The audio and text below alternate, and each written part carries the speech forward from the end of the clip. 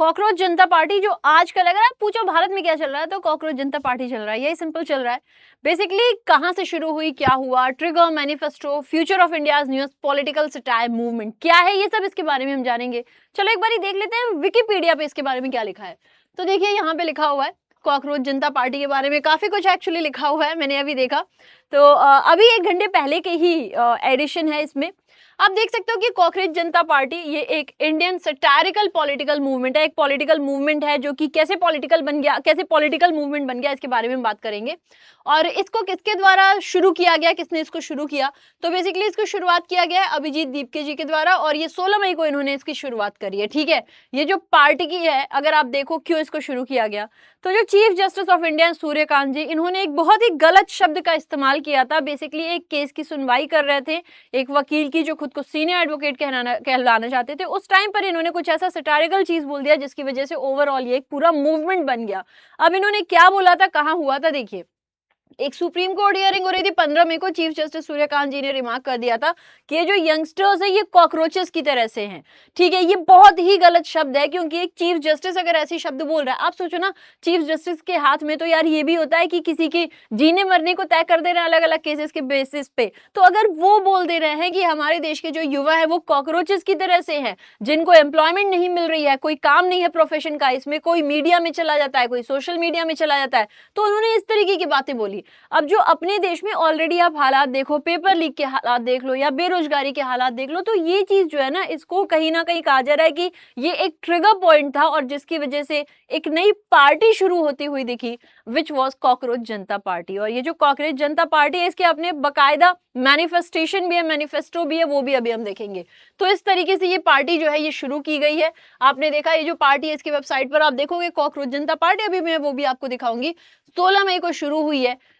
48 घंटे के अंदर आप देख सकते हो जो मूवमेंट है, इसमें 40,000 से ज्यादा रजिस्टर्ड मेंबर्स हैं। आज के समय में अगर आप इंस्टाग्राम पे जाओगे तो 18 मिलियन फॉलोअर्स तक लगभग हो गए। एक्स इनके अकाउंट को हटा दिया गया, ये कह के कि ये देश की सिक्योरिटी के लिए दिक्कत पैदा कर सकते हैं and so many other things. तो आप देख सकते हो।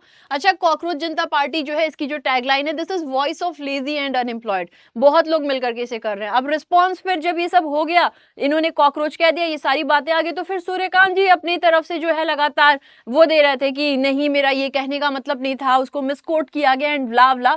अब अगर हम जाने तो ये जो कॉकरोच जनता पार्टी है, ये एक सटारिकल रिस्पॉन्स कैसे शुरू हुई है, ये रैपिड ग्रोथ क्यों, मतलब ऐसा क्या है कि इस कॉकरोच जनता पार्टी की शुरू होते ही सोचो, बीजेपी है, आईएनसी है, इसके जो सोशल मीडिया के फॉलोअर्स हैं, इनसे कहीं ज्यादा कॉकरोच जनता पार्टी के हो गए। तो ऐसा क्या था कि कॉकरोच जनता पार्टी के इतने सारे फॉलोअर्स लगातार बढ़ते गए।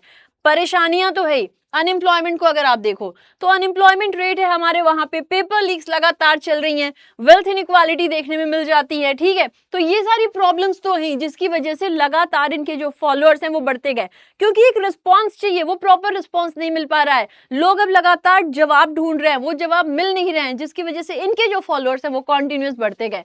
अब यहाँ पे आप देख सकते हो 5 दिन ही अभी हुआ है इसकी शुरुआत हुए, लेकिन आज के समय में जब आप देखोगे तो इसमें 18 मिलियन लोग हैं जिन्होंने इसको क्या कर लिया, जिन्होंने इसको अभी के समय में जो है ज्वाइन कर लिया। आप देख सकते हो यहाँ पे लिखा भी हुआ है, the party has 6 lakh registration, CJP's Instagram account has crossed, अभी जब मैं देख रही थी it was around 13 million followers, बहुत सारे जो हैं many lakhs more than Bharatiya Janata Party, world's biggest political party in physical membership. BJP के 8.7 मिलियन है। हालांकि इनके जो फॉलोअर्स उनको लेकर ये भी आ रहा है कि अगर फॉलोअर्स चेक किए जाएं तो बहुत सारे लोग बांग्लादेश के हैं, तुर्की के हैं, पाकिस्तान के हैं, बहुत लोग ऐसे भी हैं जो अभी जस्ट जिनके अकाउंट बनी है या फिर एक ही पोस्ट है, तो ये कहा जा रहा है कि ये लोग बॉट लगवाए हुए हैं, तो बॉट का भी यूज किया जा रहा है। तो ऐसी बहुत सारी चीजें हैं जो बताया जा रहा है।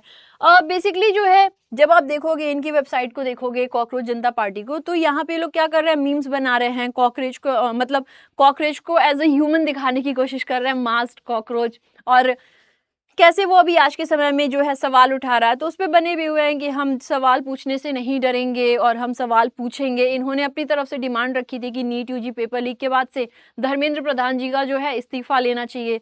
फिर अभी कुछ दिन पहले जो ये एक जुडिशियल वाला चला था, जिनके घर से बहुत सारे पैसे पाए गए थे और जला दिया गया था, उस पे इन्होंने आवाज उठाई। तो इनका ये कहना है कि हम इसके खिलाफ लड़ रहे हैं। आप देख सकते हो ये सारी चीजें चल रही हैं।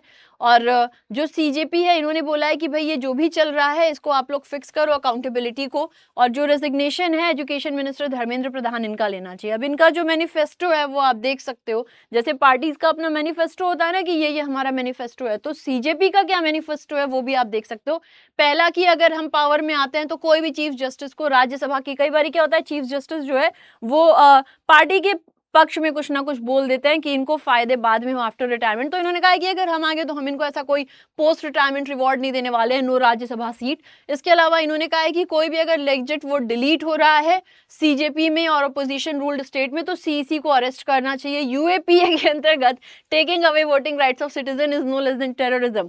वुमेन को 50% का रिजर्वेशन मिलना चाहिए, 33% का नहीं, और पार्लियामेंट की जो स्ट्रेंथ है उतनी ही रहे, पार्लियामेंट की स्ट्रेंथ आप मत करो, डिलिमिटेशन जैसे जैसे रहने दो, उसमें आप कोई चेंज मत करो, लेकिन 50% महिलाओं को उसी में आप सीट दो। इसके अलावा ये भी कहा जा रहा है जितने भी मीडिया हाउसेज हैं जो अंबानी और अडानी द्वारा ओन किए जा रहे हैं इनके लाइसेंस को कैंसिल करो ताकि ये ट्रूली इंडिपेंडेंट हो।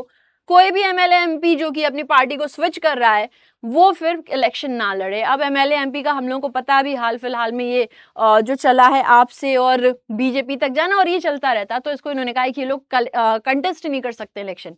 अब यहाँ पर ये भी बात आ रही है कि शुरुआत जो हुई है इसको एक और तरीके से लिंक किया जा रहा है कि अरविंद केजरीवाल जी ने कहा था कि जिस तरीके से हमारे देश में जो ये जब नीट यूजी पेपर लीक वाला हो गया था तो इन्होंने कहा था कि हमारे देश के भी जेनजी को अपनी आवाज़ उठानी चाहिए, जैसे बांग्लादेश में और नेपाल में हुआ है वैसे हमारे भी देश को युवाओं को ये करना चाहिए। उसके बाद से ही शुरुआत हो गया। प्लस अभिजीत दीपके जी का जो भी पुराना पॉलिटिकल कनेक्शन देखने को मिला है, कुछ इनके ऐसे भी पोस्ट देखने को मिले हैं विच वॉज अगेंस्ट बीजेपी, तो ये सारी चीज़ों को अभी लिंक किया जा रहा है। मेरा काम था मैं आपको बता दूं कैसे शुरू हुआ है, किसने शुरू किया है, ये सारी बातें हमने कर ली, इनका मैनिफेस्टो क्या है और फॉलोअर्स कितनी तेजी से बढ़ते जा रहे हैं। ठीक है, तो ये तो हमने देख लिया कि हाँ कैसे हुआ है। नाउ अब आप क्या सोचते हो, आप भी इस बारे में बताइएगा। प्लस यही है अकाउंटेबिलिटी की जब हम बात करें तो जाहिर है कि जिस तरीके से पेपर लीक्स हो रहे हैं ये बहुत बुरा असर डालते हैं। बच्चा इतने दिनों से इतने सालों से मेहनत कर रहा है, कुछ बच्चों ने जो है सुसाइड भी कर लिया, तो ये एक बहुत ही गंभीर मुद्दा है जिसको बहुत जल्द सॉल्व करना चाहिए। पेपर लीक नहीं होना चाहिए, कुछ नहीं तो बच्चों के बारे में सोचो, उनका भविष्य का सोचो, ये तुरंत बंद होना चाहिए। ठीक है, तो it is actually an issue. अब देखा जाए तो ऑपोजिशन का ही रोल देख लो या गवर्नमेंट इन पावर, इस पे कुछ खास कदम लिए नहीं जा रहे हैं और ये सब बहुत बड़ी रीजन है कि हमारे देश के जो भी युवा हैं वो समझ रहे हैं कि इस तरीके से काम नहीं चलेगा।